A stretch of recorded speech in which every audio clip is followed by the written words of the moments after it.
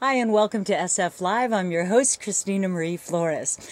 Well, if you're like me, it's Facebook and Twitter and LinkedIn and Flickr and YouTube and all these different types of networking choices. I have so much confusion around all these things. So if you're like me, then rest assured we have someone that's going to help us out today. Mike Mueller is here.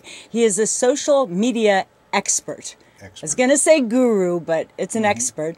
And would you please shed some light on the subject of social networking for us, Mike? Well, and really social media or social networking in itself is connecting to people one-to-one over the internet or what have you. In any which way. So, for instance, you mentioned Facebook. You can send messages back and forth. Twitter, you can send messages back and forth. One of the big things that's different about this in social networking is other people are listening. There's that that all my friends are hearing our discussion. It's like being in a big room and all of our friends are listening in on what we're discussing. So it's the little bit of voyeuristic kind of background. Voyeurism is big time, absolutely, in social media. So the idea of tweeting.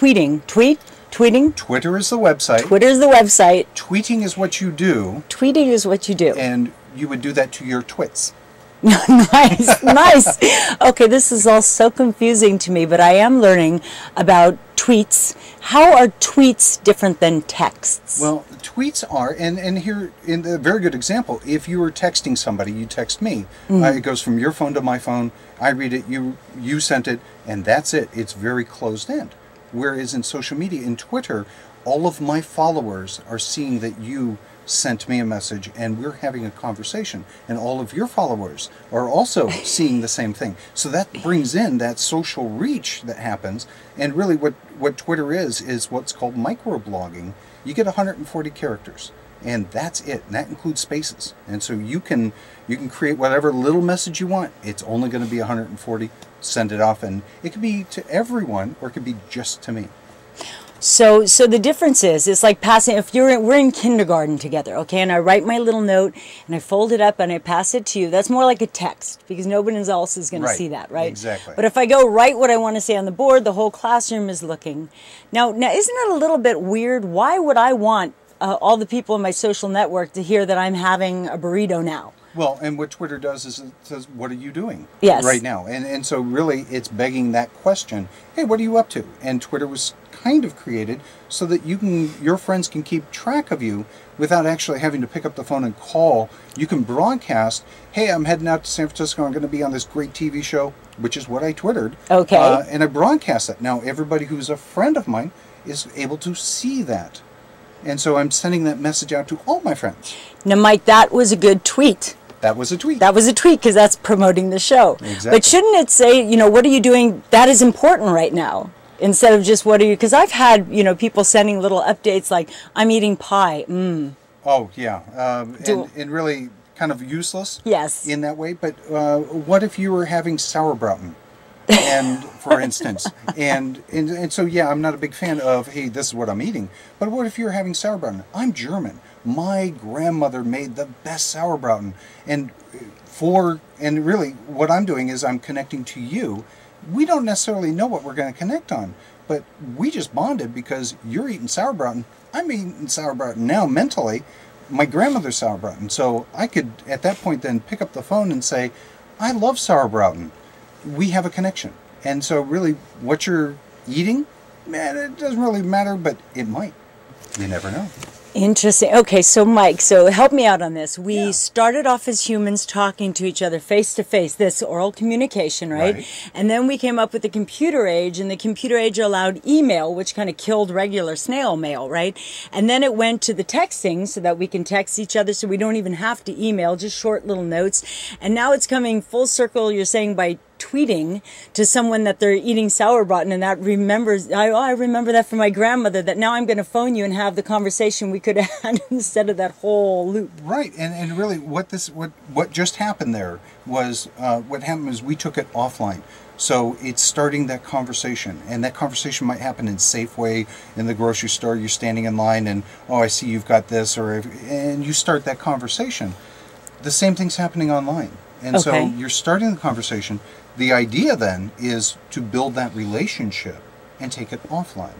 Ah, very good. And that's a good point, because actually I met Mike through Facebook. Yes. And doing some searches, and I found your site, and you were talking so intelligently about all these different forms of networking and that. And what is it actually that you do? You offer services? Well, I am a social media consultant. And so in part, I will go out and primarily for the sales industry, I will teach salespeople how to get engaged with this. Companies, I will come in and create a social media plan for a company so that they can go out there and engage in social media correctly. Because if you do it wrong, it comes back to bite you. So that's a really good question. That leads up to, what are people doing wrong? Ooh, well, and really, people or companies, let's put this in a barbecue analogy. You're at a neighborhood barbecue. You sell whatever you sell. It's a widget. And being a salesman, you walk into your neighborhood barbecue with your widget and a big old funny hat that says "I sell widgets," and you walk around and you hand everybody coupons for $1 off their next widget. You made no friends. And so really what happens in social media, and the way to do it, is what's called conversational marketing. And conversational marketing is just engaging you with somebody else, and they're going to know what you do. They're going to find out what they do. And when that time comes, you're the widget salesman. I know you. We've got that connection. Because I know about your sauerbraten. And my sauerbraten. And that brings a wonderful feeling of my family. So yes, I'll buy your widget. Mm-hmm. Interesting, interesting. Can you tell me what a blog is and why I would need one or not need one? Well, and a blog is just a website. So there are static websites out there that don't change. And then there are blogs out there where you can create an entry, an article, a post, and put that into your blog. And what that does is it puts it right up at the top. So the freshest stuff is right up at the top. And you can blog about specific things that are important to you. I blog about social media.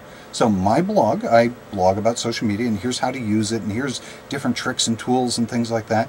And the reason that I have a blog is so that I can get that information out there on a broadcast level. I broadcast it out to anybody who finds me on Google.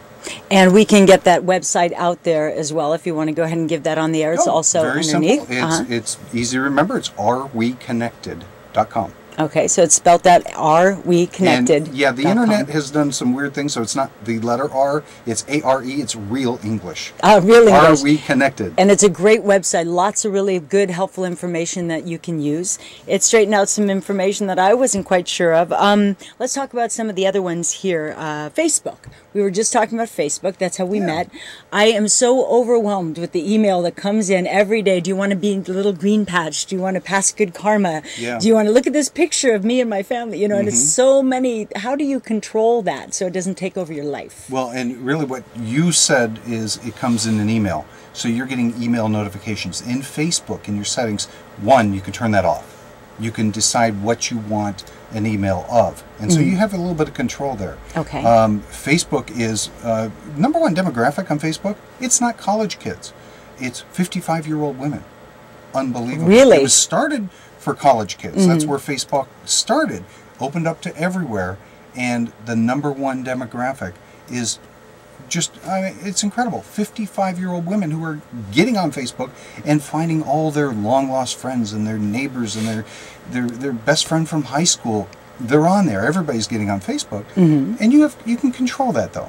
So. And speaking of controlling, I think it would be very interesting because there are Facebook stalkers. Yes. Is there a way of stopping that or letting certain people, maybe like your work friends, not see that really crazy picture of you at Burning Man that you might want to hide on your site? Well, and here's what happens with everything that is social media is it's permission. So I may say, I want to be your friend. But you have the choice of either accepting me or not accepting me. And really, you might only get a profile picture, but that isn't necessarily accurate of who that person is. And you have to be safe. You really have to. So if you don't know that person, you can actually see in Facebook their friends.